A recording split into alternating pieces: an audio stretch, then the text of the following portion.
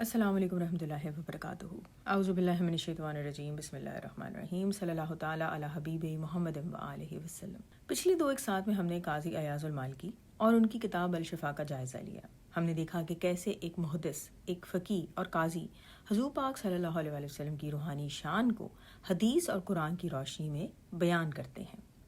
تو آج ہم ایک نئے باب میں داخل ہوتے ہیں، 7ویں صدی ہجری، اور ایک ایسی شخصیت سے ملاقات کرتے ہیں کہ جن کے بغیر اسلامی تصوف کی تاریخ نامکمل ہے۔ ہم بات کر رہے ہیں شیخ اکبر محی الدین ابو عبداللہ محمد بن علی بن عربی الحاتمی الطائی الاندلسی رحمۃ اللہ علیہ۔ یہ زیادہ تر شیخ اکبر یا ابن عربی کے نام سے جانے جاتے ہیں۔ تو ابن عربی کون تھے؟ ان کی پیدائش 560 ہجری میں اندلس کے شہر مرسیہ میں ہوئی، جو آج اسپین کا حصہ ہے، اور ان کی وفات 638 ہجری میں دمشق میں ہوئی، جہاں ان کا مزار آج بھی جبل قاسیون کے دامن میں موجود ہے، اور آج بھی دنیا بھر سے زائرین وہاں آتے ہیں۔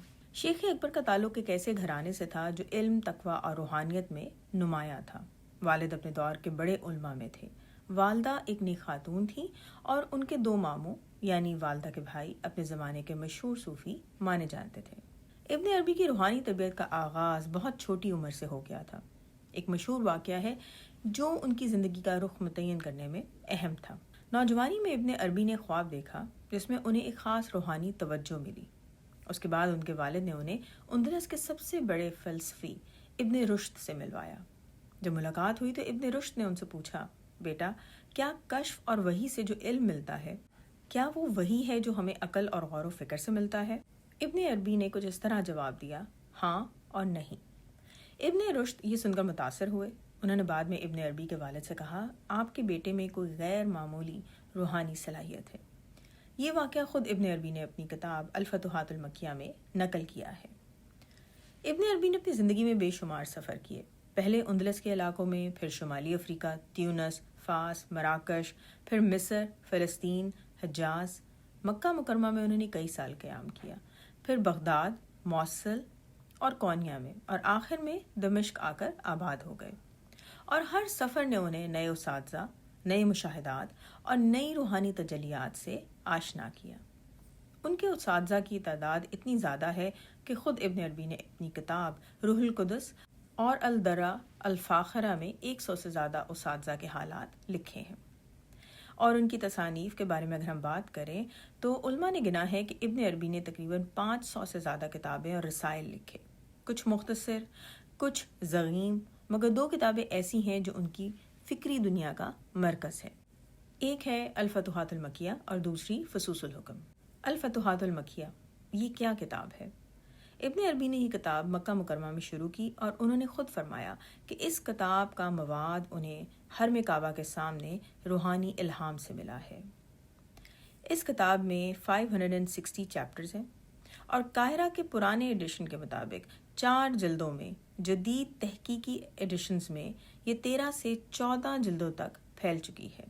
اس میں ہر موضوع پر بات ہے: توحید، نبوت، فقہ، تفسیر، اخلاقیات، روحانی منازل، اسماء الہی، کائنات کے اسرار، اور سب سے بڑھ کر حقیقت محمدیہ صلی اللہ علیہ وآلہ وسلم۔ ابن عربی کی دوسری مشہور کتاب جو ہے اس کا نام ہے فصوص الحکم۔ یہ کتاب ابن عربی نے 627 ہجری میں دمشق میں لکھی، اور خود ان کا بیان ہے کہ انہوں نے خواب میں حضور صلی اللہ علیہ وآلہ وسلم کو دیکھا، اور حضور صلی اللہ علیہ وآلہ وسلم نے انہیں ایک کتاب عنایت فرمائی اور فرمایا، اسے لوگوں تک پہنچا دو۔ ابن عربی نے فرمایا کہ میں نے یہ کتاب اسی روحانی ہدایت کے تحت لکھی۔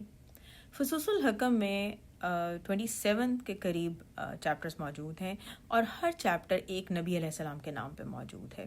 جیسے سب سے پہلا چیپٹر جو ہے وہ حضرت آدم علیہ السلام کے نام پر موجود ہے، پھر درمیان میں جو چیپٹرز ہیں وہ حضرت نوح علیہ السلام، حضرت ابراہیم علیہ السلام، حضرت موسیٰ علیہ السلام کے نام پر انہوں نے لکھے ہیں، اور جو سب سے آخری چیپٹر ہے وہ انہوں نے حضور پاک صلی اللہ علیہ وسلم کے نام سے منسوب کیا ہے۔ اور یہ ترتیب جو ہے یہ اتفاقی نہیں ہے بلکہ خاص ہے۔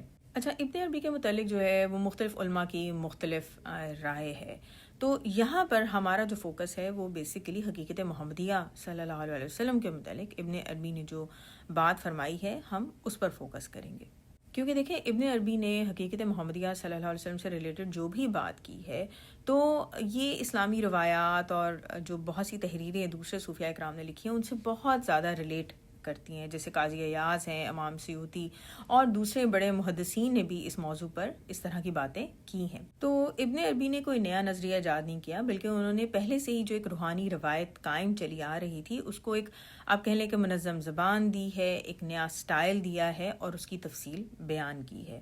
تو آج کی قصہ کا ہمارا خلاصہ یہ ہوا کہ ابن عربی جو کہ 7ویں صدی ہجری کے عظیم عارف ہیں, انہوں نے اپنی زندگی میں بہت سی جگہوں کا سفر کیا, بہت سے اساتذہ سے لرن کیا, 500 سے زیادہ کتابیں لکھی ہیں, جن میں سے ان کی 2 بہت ہی مشہور کتابیں ہیں, الفتوحات المکیہ اور فصوص الحکم. اور حقیقت محمدیہ صلی اللہ علیہ وسلم کو انہوں نے ایک منظم فکری بنیاد عطا کی ہے. تو انشاءاللہ اگلی ایپیسوڈ میں ہم فصوص الحکم کے آخری چیپٹر جو کہ حقیقت محمدیہ صلی اللہ علیہ وسلم کے متعلق لکھا گیا ہے, اس میں ابن عربی نے کیسے اس روحانی حقیقت کو بیان کیا ہے, ہم اس کا ذکر کریں گے. اور دعا ہے کہ اللہ تعالی ہم سب کو حضور پاک صلی اللہ علیہ وسلم کی وہ معرفت عطا فرمائے کہ جو اللہ تعالی اور حضور پاک صلی اللہ علیہ وسلم کو ہمارے لیے پسند ہو. صلی اللہ تعالی علی حبیب محمد و آلہ وسلم.